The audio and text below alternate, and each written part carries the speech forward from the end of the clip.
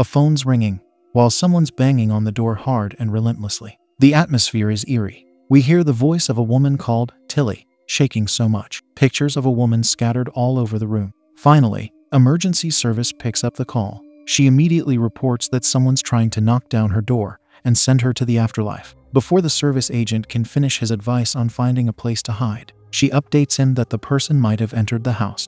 The lights come on after a heavy sound which distracts her for a few seconds.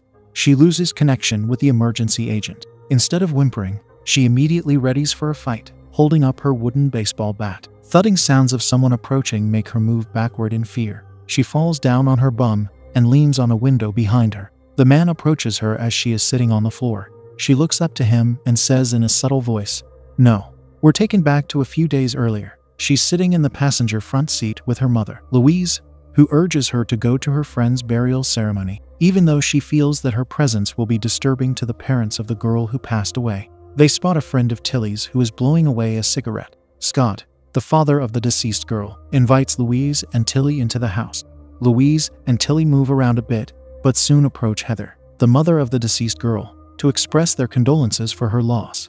Tilly, in a fluster, just says she misses her friend. Tilly, looking over pictures of Allie, the girl who passed away, reacts to the memory of the incident that took Allie's life and incidentally hits Heather. Without giving Tilly any space to recover from the brutal walk-off she got from Andrew, the boyfriend of the deceased, Bob, Allie's uncle, comes in and starts off with a warm note, but quickly turns hot on her as he emotionally chokes her by accusing her of ripping him of his title of being an uncle with her reckless driving. In the middle of butchering away the little emotions Tilly had mustered together to be at the burial, knowing fully well that the family blames her for the loss, Monica and Peter, the friends who were also in the car the day of the accident that took Allie's life, come to Tilly's rescue. Peter whispers sneakily, inquiring about threesomes, as Monica suggests that they do something to get their mind off the sadness. Monica finally drops the idea of the century, her grandparents' farmhouse by the lake, which sums up every idea in horror movies for in-house homicide. Of course, they all agree with smiles on their faces, especially Peter, who's probably thinking about the wonderful threesomes he can get. The next day they set out to the farmhouse. Peter tries to lighten up the mood with a joke as dry as hay. Monica notices the awkwardness and asks for the radio to be turned on. Tilly and Peter are amazed at the size of this farmhouse. No one has lived here since Monica's grandparents passed away, but the house is still in good shape. The lights work, the internet router works, as well as the fridge to keep the drinks cold. Tilly goes to check the rest of the house and find a place to keep her bag. Peter stumbles on homicide movie's finest plot, the basement. Monica slams the door to the basement. Even she doesn't like it in there. And that's when Monica and Peter realize that they need drinks. A while after, Peter and Tilly are trying to arrange themselves at the kitchen, while Monica just sits there on her phone. Peter points out the fact that Monica only plays with her hair when she's texting with a guy, whom she obviously likes. She confesses about whom she's texting with, and Tilly strongly disagrees with her decision to be all mushy-mushy with Andrew. She's gone as far as inviting him to the farmhouse. Tilly feels disappointed and goes outside to sit for a while. Peter comes out too, sits for a few seconds, and drives out to get some drinks. Tilly returns back in, and in her guilt, wants to go and probably apologize to Monica, but she changes her mind at Monica's room door. Tilly goes into her room and takes some pills that were her mother's. From the looks of the number of pills she took, she's taken an overdose. The router stops working. Immediately, Monica gets up and storms into Tilly's room, asking if she's got an internet connection. Tilly says she's got no coverage. This lack of network coverage is a big deal for Monica because without it, how will she convert newly singled Andrew to become hers?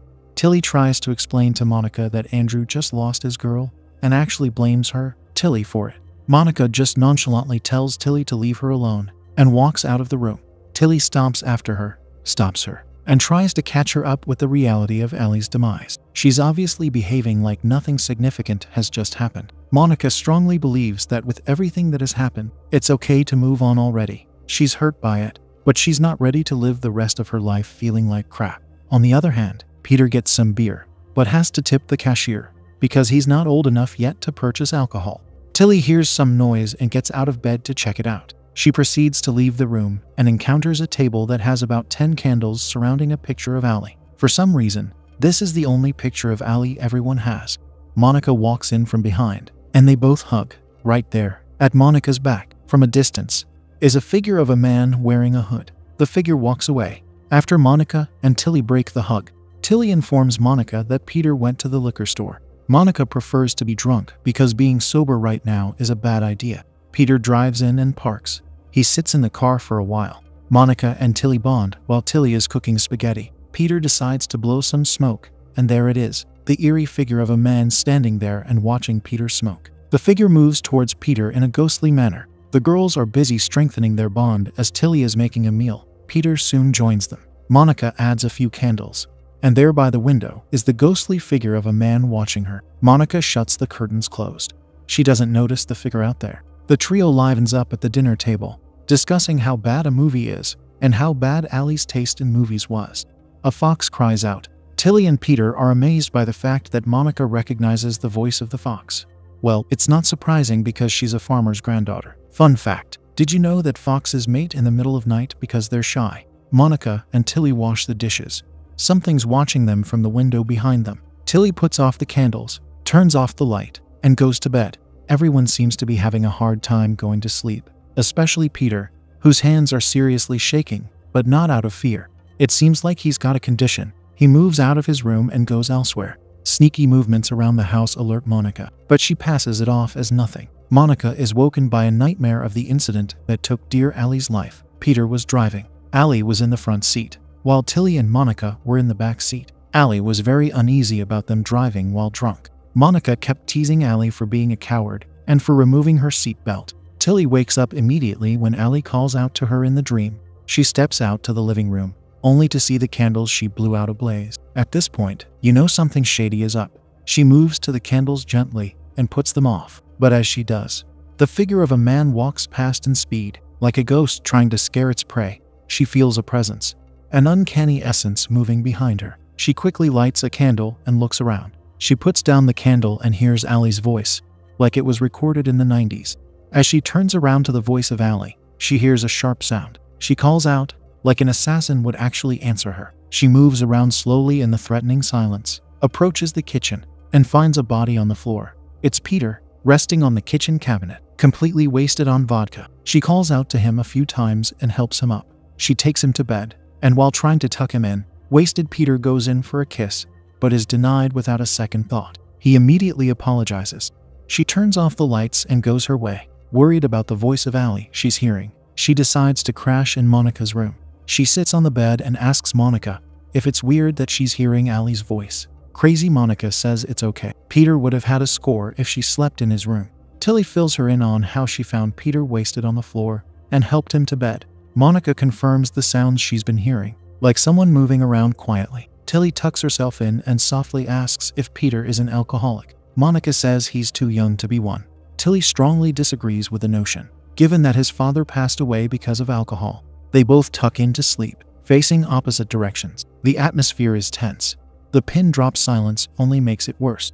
Again, all the candles are lit. The man figure is standing there looking down at the picture of Allie. The figure moves, and we see a masked face like that of Scarecrow from Batman. The man figure makes a sound that wakes just Tilly. She gets up and approaches the door, but soon changes her mind and goes back to bed peacefully. At the break of dawn, Tilly is unable to get a good night's rest, feeling the essence of a presence moving around the house, leaving her too uneasy to get some sleep. It's lakeside. Of course it gets cold in the morning. Tilly closes the windows in the living room and in Peter's room. She has some water and, after a while, steps out and sits on a short bridge.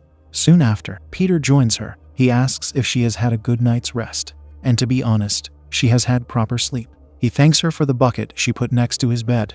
It helped him a lot. He sits next to her and tries to find out if he made a move on her, but she says it's okay. He proceeds to instruct that anytime he tries that, she should punch him across the face. She asks him if he would like to cut back on the alcohol, but he pretends not to hear her at first, acting all cool. He says he's got it under control. He overreacts and tells her not to do him any favors, but she already has done a huge favor for him last night. This gets to him, and he immediately gets up and leaves, even though she is calling out to him. Guilty thoughts ambush her, so she decides to take a dive to clear her head. In the water, she thinks back to what Uncle Ben said. It should have been you, and the incident that led to the accident. Peter joins Tilly and Monica as they are basking in the sun, wearing shorts and very simple tops. Tilly is reading a book. Peter exchanges pleasantries with Monica, who quickly notices the tension between the two of them. Monica suggests that they go for a walk. But where exactly would they be walking to? She just wants to move about in search of network coverage. Peter agrees to follow grudgingly because he doesn't want to be around Tilly. Or maybe Tilly is the one who doesn't want to be around him. Monica tries to persuade Tilly into going for the walk, but Tilly would rather bask in the sun until she feels she's done. Tilly wishes them luck as they move out on their search for bars. Monica asks if he has gotten any network connection during their walk, but he's got nothing. When is the weather going to lighten up? Peter asks out loud. Monica tells him he's the one who left all the windows open. At least that's what she concluded when Tilly told her all the windows in the house were wide open. Peter denies that he's not the one who left the windows open. He eventually transfers his aggression toward Monica, yelling that whatever Tilly says is an exaggeration. Someone's lurking in the woods. Insensitive. Monica asks how Peter's dad passed on to the afterlife. He says she knew that already, but she begs to differ. Peter subtly tells her that the liver transplant went wrong, which inevitably led to his system breaking down, and now his mother is seeing someone else and barely comes home. When she does, she looks at him with a very disappointing look. Monica assures him he's nothing like his dad. They get 2 bars. Messages start rolling in. Monica checks only the important messages to her. Andrews, and effortlessly lies about it, saying it was her mom checking on her. Still, someone's watching them in the woods. They decide to return to the farmhouse. Tilly is back in the house, putting a meal together, when she hears the distorted voice of Allie again, but this time it's louder. She calls out to her friends to see if it's them, but silence is all that replies. She continues cooking but hears a noise. When she turns around to listen, she hears Allie's voice again, but this time it says, "Tilly, make him stop." Chills run down her spine, and she moves backward and burns her hand. She turns off the cooker, still hearing the voice, like a recording. She asks aloud if Allie is in the house. Taking cautious steps, she makes her way to the living room to close an open window. Approaching the candle stand, she notices the picture of her and Allie has been changed. 3 taps, like knocks on the door, and the wind whistling, set her heart racing as she looks around, trying to ensure she's safe. Hearing another noise from outside, she approaches the window to check. Another sharp sound comes from the opposite direction. The noise repeats, louder each time. She decides to run outside, and the built-up tension reaches a peak when she sees Peter as she opens the door. She screams and tells them there's someone inside, but they stare at her in disbelief. They ask if she saw anyone. She replies she only heard noises, and noises don't make themselves. She urges them to leave. Monica tries to call the cops, but has no reception. Peter stops everyone and goes in. Tilly continues to urge them to leave, but Monica insists they check the place out first. They step inside and move slowly, reaching the living room. Tilly shows them the new picture that mysteriously appeared in the shrine. Monica asks Tilly if she changed the picture, and Tilly says she didn't. They both turn to Peter, and he says it obviously wasn't him. Monica turns and sees an open window, the same window Tilly had closed earlier. She declares they should leave, and they all rush to the car. But now the car won't start, and the tension rises. Everyone begins to panic. Tilly asks how long it would take to walk to the nearest town. It's a long way and would likely take hours. They ask her exactly what she heard. Tilly explains that while cooking, she heard Allie's voice, but somewhat digitized, like a recording from the crash. Someone knows what actually happened that night. Maybe it's Andrew. Monica quickly defends him, saying even if he knew, he wouldn't do anything. Though Andrew knows Monica likes him, he keeps his distance. A snap, a sound of wood breaking, alerts everyone, adding to the pressure. The car still won't start. It might be a prank by one of the local kids. Peter yells that they're in the middle of nowhere. Tilly says they should go back inside since the car won't start, questioning what the difference is, whether they're in the car or the house, since someone's supposedly lurking around inside. Tilly doesn't want to be trapped here, not in a car, just like Allie was. They all run to the back door, and as Peter's hand almost touches the handle, he realizes someone is trying to open it from outside. This time, it's obvious someone is trying to get in. The handle turns slowly, emitting a scary sound. Whoever is behind the door hits it, prompting Peter to yell that they've called the cops. The intruder responds that they haven't, and starts trying to force the door open. Peter rushes to guard it, wondering who's doing this and why. They run back to the living room, and suddenly, the recording of Allie's voice starts playing. But this time, it's the full recording, from the teasing until the accident. At the end, Peter and Monica break down in tears.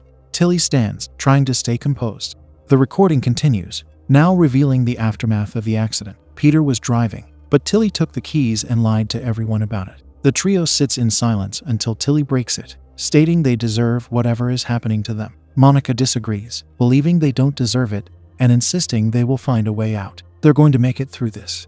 A few seconds after encouraging everyone and motivating them that they'll make it out of there, they realize that except for their voices, it's completely silent everywhere. Monica spoke too soon. The wind gusts in behind her from an open curtain and pulls their attention to the living room. Monica moves towards the window slowly. She gets close enough to the window, but Peter distracts her with a question. As soon as she turns her attention from the window, a hand pulls her outside. She escapes and runs back towards Tilly and Peter. They prepare themselves to bash his head with a bat when he walks in through the door, but unknowingly to them, it's Andrew trying to come in, not whoever that was terrifying them. As soon as Andrew opens the door, Peter swings the bat at his face and sends him to the afterlife with just one hit. Monica, realizing who it was, steps out to the body. That's when the figure runs up from the dark. Tilly screams at the sight of him. Monica tries to run back inside, but he gets a hold of her leg. Tilly and Peter try to pull her back in, but they fail. She's dragged away. Immediately, Peter locks the door and stops Tilly from running after her, saying that they are as good as deceased from this moment. Peter pulls out his pocket alcohol and downs some. He decides to make a run for it despite Tilly begging him not to leave her alone. He hands her the wooden bat and tells her that if he comes close to her, she should use it on him. She goes into the house. Peter's running through the woods. He stops by a tree and checks if he has network coverage.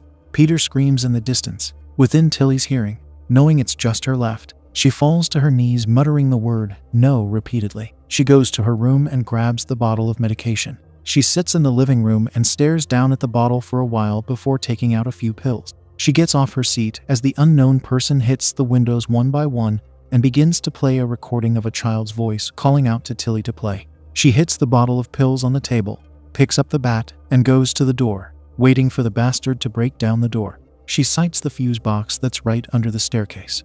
She turns off the switch and immediately gets an internet connection, with the sounds of her phone going off. She runs into the living room and picks up her phone and backs to the top. The phone's ringing, while the unknown man is banging on the door hard and relentlessly. The atmosphere is eerie. Tilly's shaking so much. Pictures of Allie are scattered all over the room. Finally, emergency services pick up the call. She immediately reports that someone's trying to knock down her door and send her to the afterlife. The agent asks for her address, and she immediately gives it. Before the service agent can finish his advice of finding a hiding place, she updates him that the person might have entered the house. The lights come on after a heavy sound which distracts her for a few seconds. She loses connection with the emergency agent. Instead of whimpering, she immediately readies herself for a fight, holding up her wooden baseball bat. Thudding sounds of someone approaching make her move backward in fear. She, as they always do, falls down on her bum and leans on a window behind her. The man approaches her as she's sitting on the floor. She looks up to him and says in a subtle voice, "No." She gets up to face the masked man's hand in front of her. Everything she throws at him is a waste. He throws her on the floor. She tries to crawl out through the door, but he walks in front of her and punches her. He carries her and throws her across the dining table. She tries to fight back, but all her efforts go to waste. He holds her head and slams it against a table, then against a wall, and keeps on hitting her until she passes out. Monica's scream jolts her awake. She opens her eyes and sees Monica and Peter strapped to chairs. The masked man walks in and reveals himself. Tilly thought it was Bob, but to her greatest surprise, it was Scott. They assassinated his little angel on the night of her demise. She called him to come pick her up, but didn't cut the call, so he heard everything that happened till the aftermath of the accident. Peter pleads for forgiveness. He tells Peter he's forgiven him and proceeds to extend the poly bag on his face and pour alcohol into it. Peter drowns in the alcohol, a simple but subtle demise. For Monica, on the other hand, he picks up a huge hammer and breaks one of her knees. She screams at the top of her lungs, and he chokes her with his elbow. Monica is struggling with everything she has. Tilly tries to pull Scott's attention to herself by saying she was the one who assassinated Allie. Scott loosens his hand for a second, but snaps her neck right after. For Tilly, he lets her live with the guilt of her 3 best friends. The cops' sirens blow off as they approach. Scott just steps out and gives himself up.